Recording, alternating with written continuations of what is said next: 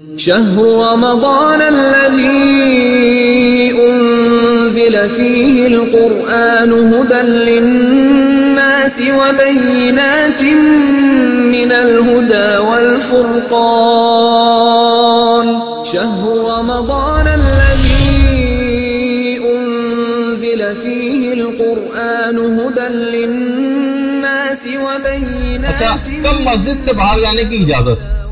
تو یا تو کوئی عقلی ضرورت ہو تو مسجد سے باہر جا سکتے ہیں، یا کوئی شرعی ضرورت ہو تو مسجد سے باہر جا سکتے ہیں، یا کوئی عرفی ضرورت ہو تو بھی مسجد سے باہر جا سکتے ہیں. عقلی ضرورت کیا ہے؟ مثلا رفع حاجت کے لیے مسجد سے باہر جانا ہی جانا ہے، وہاں جا سکتے ہیں، اس میں جا سکتے، باتھ روم جا سکتے ہیں. شرعی ضرورت ہے. اچھا، شرعی ضرورت میں بھی ایک بات اور بیان کر دی جائے کہ عقلی، شرعی اور عرفی ضروریات کے لیے جانے کی اجازت ہے. اچھا، اس میں وضو اور غسل آ جاتا ہے، بلکہ پہلے وضو کا مسئلہ بیان کر دیا جائے. اگر وضو مسجد کے اندر ہی کرنا ممکن ہے تو وضو کے لیے بھی باہر مسجد سے نہیں جا سکتے، اگر وضو کرنا مسجد ہی میں ممکن ہے. لیکن یہ اچھا، وضو کچھ نہیں، 3 چولہوں کے اندر وضو ہو جاتا ہے، مسجد کے اندر بھی ہو سکتا ہے. بہت سی جو جہاں مسائل کو سمجھا جاتا ہے وہاں مسجد کے اندر ہی ٹنکی وغیرہ لگا کے، پائپ لگا کے، کیاری وغیرہ کے اندر پانی نکالنے کا انتظام ہوتا ہے تاکہ لوگ وضو مسجد ہی کے اندر کر لیں. کیونکہ اکثر کراچی کی مساجد کے جو وضو خانے ہیں وہ مسجد کی حدود سے باہر، تو لہٰذا وہ وضو کے لیے بھی باہر جانے کی اجازت نہیں ملتی. تو آپ کیونکہ اگر آپ اعتکاف نہیں بھی کریں لیکن گھروں کے جو مرد حضرات ہیں یہ اعتکافوں میں جاتے ہیں تو آپ اکثر ان کو صحیح مسئلہ بتا سکتی ہیں. عام طور پر جس جگہ بھی اعتکاف ہونے جا رہا ہو وہاں پر ایک رات پہلے سارے اعتکاف کے مسئلے بیان کرنے چاہیے، ورنہ کیا ہوتا ہے کہ جب مسائل بیان کرنے والے وہاں بیچ کے دنوں میں اعتکاف کے مسائل بیان کرتے ہیں تو اکثر کا 99.99 افراد کا اعتکاف باطل ہو چکا ہوتا ہے.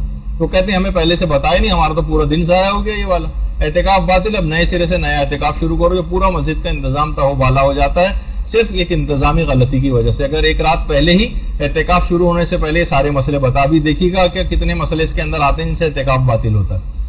تو وضو کا انتظام اگر مسجد ہی میں ممکن ہے تو تو وضو مسجد ہی کے اندر کریں. لیکن مسجد میں لوگوں نے کیچڑ مچائی ہوئی ہے اور پانی اچھال رہے ہیں اور جو جس طریقے سے ہو رہا ہے کلیاں کر رہے ہیں اور ناک سے نک رہے ہیں اور بہت ساری اس طرح کی جو حرکتیں جو بہت سارے افراد وہاں پر کر رہے ہوتے ہیں اور لوگ اس کو مسجد کی توہین شمار کریں تو پھر مسجد سے باہر جانے کی اجازت مل جاتی.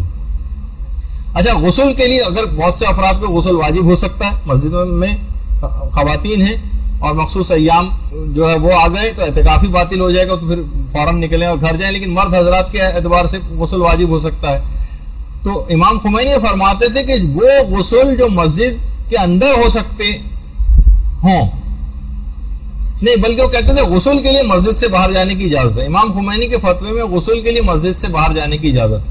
البتہ آغا سیستانی اور آغا خوئی فرماتے ہیں کہ اگر وہ غسل جو مسجدی میں ممکن ہو ان کے لیے باہر نہیں جا سکتے. لیکن بہرحال علماء جو ہمارے خاص طور پر کراچی میں مقامی علماء ہیں وہ یہ فرماتے ہیں کہ اس کو لوگ توہین مسجد شمار کریں گے، لہٰذا یہاں غسل کے لیے بھی مسجد سے باہر جانے کی اجازت مل جائے گی. وضو کے لیے کہاں جائے تو وہ تو آپ نے سن ہی لیا ابھی کہ وضو کے لیے مسجد سے اگر مسجد ہی میں ممکن ہے تو مسجد کے اندر کریں. مسجد میں اگر توہین لوگ شمار کر رہے ہیں پانی وانی گرانے کی اور یہ سب حرکتیں کی جو اس سے پہلے میں نے بتائی اس کی وجہ سے مسجد کی توہین شمار ہو رہی ہے تو پھر مسجد سے باہر جا سکتے ہیں. اچھا، مسجد سے عام طور پر جتنے بھی وضو خانے ہوتے ہیں مساجد کے، یہ تو بہت بہترین وضو خانہ میں نے آپ کو دکھا دیا، لیکن یہ کہ عام طور پر یہ مسجد سے باہر ہوتے ہیں. تو اگر جانے کی اجازت مل بھی رہی ہے بالفرض تو آپ پھر جائیں اور فوراً 2 منٹ کے اندر جو وضو ہوتا ہے وہ کر کے آئیں. اگر ہم وہاں گئے، وہاں کوئی گروپ ڈسکشن چل رہا تھا وضو کرنے کے دوران جو اکثر وضو خانوں میں ہو رہا ہوتا ہے، ہم نے بھی اپنی رائے دینا شروع کر دی لوگوں سے اور احوال پوچھنے لگے اور سنائیے خیریت سے کیا ہے، جاننے والے مل گئے، آپ کا اعتکاف باطل ہو جائے گا. صرف قدر ضرورت کے لیے جائیے اور 2 منٹ میں کرتے ہوئے بھاگتے ہوئے دوبارہ مسجد کے اندر آ جائیں. ایک تو یہ. اچھا، ان ضروریات کے لیے کتنی دیر جو ہے وہ مسجد سے باہر رہ سکتے ہیں؟ دیکھیے، آتے جاتے جو لوگ ہیں مثلا باتھ روم جا رہے ہیں، جیسے رفع حاجت کے لیے جا رہے ہیں تو رستے میں کھڑے ہو کر کسی سے بات چیت نہیں کر سکتے، ٹائم ضائع نہیں کر سکتے اس طرح سے.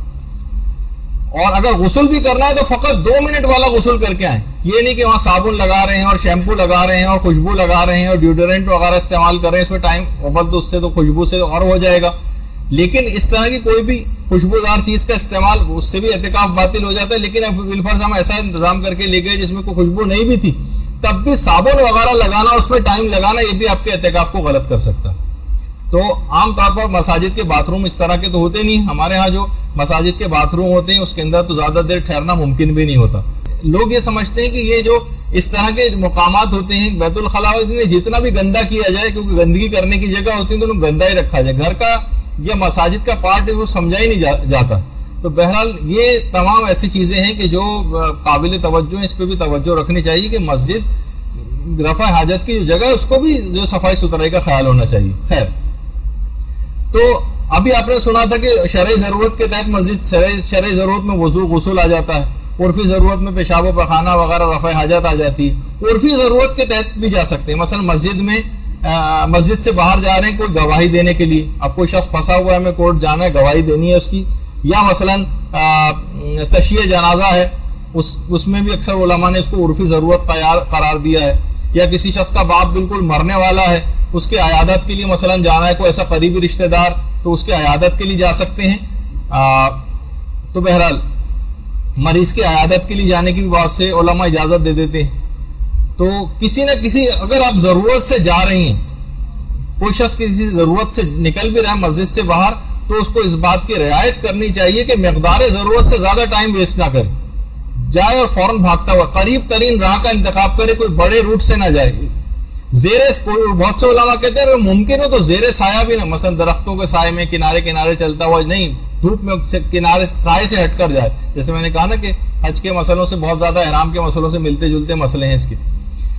اچھا, اور آقا کو یہ فرماتے تھے کہ نماز جماعت کے لیے بھی بہرحال مسجد سے باہر جانے کی اجازت ہے.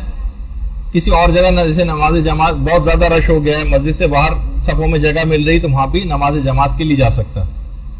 ہاں البتہ بہت سارے افراد کے لیے وہ مسئلہ ہوتا ہے جس کو دماغ میں رکھنا چاہیے, سوائے آیت اللہ خامنئی کے جو اس کی اجازت دیتے ہیں. مثلا ہم اٹھے صبح کو, ہمیں ٹوتھ برش کرنے کی عادت ہے اور اچھی عادت ہے, تو کیا ہم ٹوتھ برش کرنے کے لیے جو ہے اور منہ ہاتھ دھونے کے لیے کیا باتھ روم جا سکتے ہیں؟